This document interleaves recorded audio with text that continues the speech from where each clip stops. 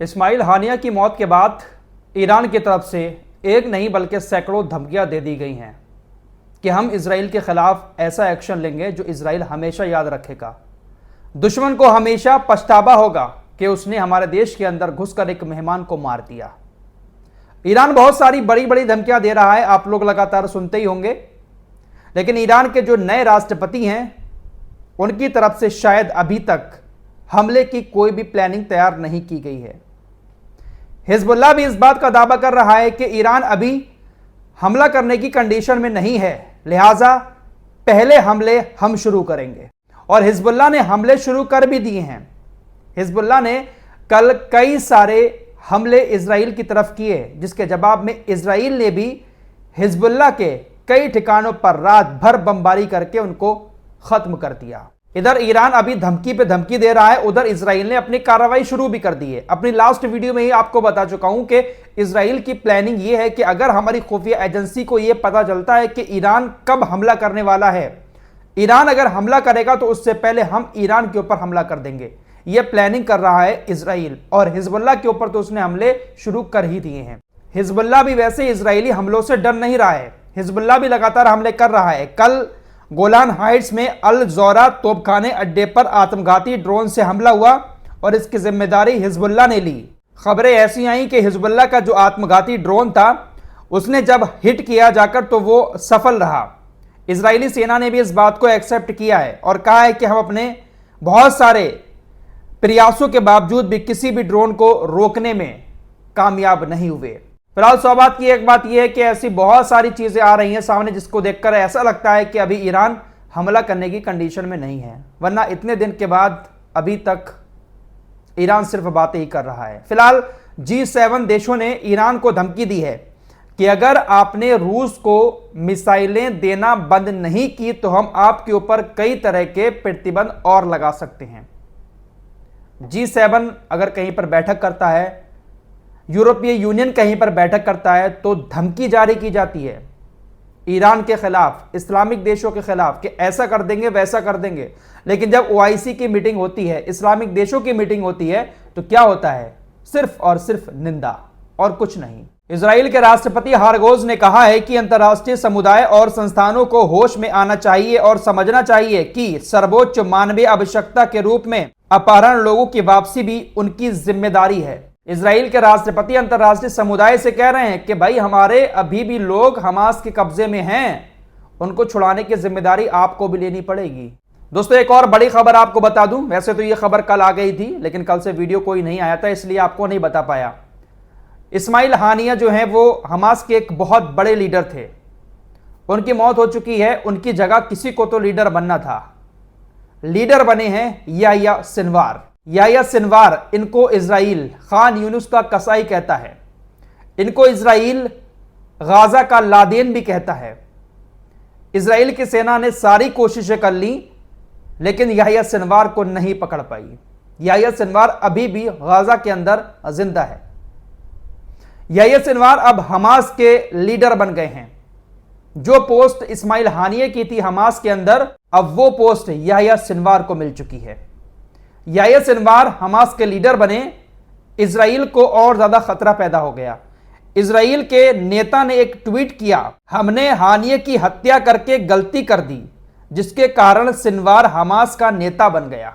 Yahya Sinwar Hamas के नेता हैं लेकिन उस पोजीशन पर नहीं थे जिस पोजीशन पर इस्माइल हानिया थे। इस्माइल हानिया बहुत सारे हमास के फैसले लेते थे, बड़े बड़े फैसले जो होते हैं, अब उनकी जगह याह्या सिनवार ने ले ली है। याह्या सिनवार इजराइल के लिए एक बहुत खतरनाक आदमी है। देखते हैं कि क्या होता है। दोस्तों ईरान की तरफ से सिर्फ धमकियां दी जा रही हैं लेकिन उन धमकियों से भी इजराइल को एक बहुत बड़ा नुकसान हो रहा है। इजराइल का जो शेयर मार्केट है इजरायली कंपनियों का, वो बहुत ज्यादा नीचे गिर रहा है। कोई भी इजरायली कंपनियों में पैसा इन्वेस्ट करना ही नहीं चाह रहा है। हर किसी को यह डर लगा हुआ है कि आज इजराइल की कंपनी में हम पैसा इन्वेस्ट करेंगे, कल को अगर ईरान ने हमला कर दिया तो कंपनी तबाह हो जाएगी, सारे के सारे शेयर हमारे डूब जाएंगे। इजराइल का जो मार्केट है वो बहुत ज्यादा नीचे जा रहा है। इस वक्त एक बड़ी खबर सीरिया से भी आ रही है। आप सभी को मालूम है कि सीरिया के अंदर अमेरिका की सेना मौजूद रहती है। सीरिया के अंदर अमेरिका का सैन्य बेस बना हुआ है।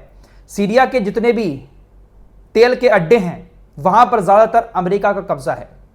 अमेरिका की सेना के कहने पर ही वहां पर उसी की देखरेख में तेल वगैरह निकाला जाता है। अमेरिका का एक तरह से वहां पर कब्जा है।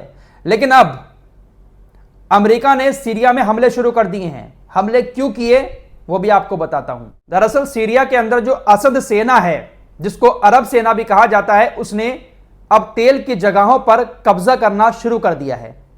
जिन जगहों पर अमेरिका का कब्जा था उन जगहों पर कब्जा करना शुरू कर दिया है, जिसके बाद अब खबरें आ रही हैं कि अमेरिका ने हवाई हमले शुरू कर दिए हैं। अरब सेना ने तकरीबन 81.2 वर्ग किलोमीटर क्षेत्र पर कब्जा कर लिया है। तो अमेरिका की सेना की एक नई जंग सीरिया में शुरू हो चुकी है। अमेरिका ने कहा है कि मिडिल ईस्ट में अगर हमें और सेना भेजने की जरूरत पड़ी तो हम और सेना भेज सकते हैं। हूतीज की बात करें तो हूतीज ने भी लाल सागर में अमेरिका के विध्वंसक यूएसएस लेबून के खिलाफ बैलिस्टिक मिसाइलों के साथ एक ऑपरेशन चलाया।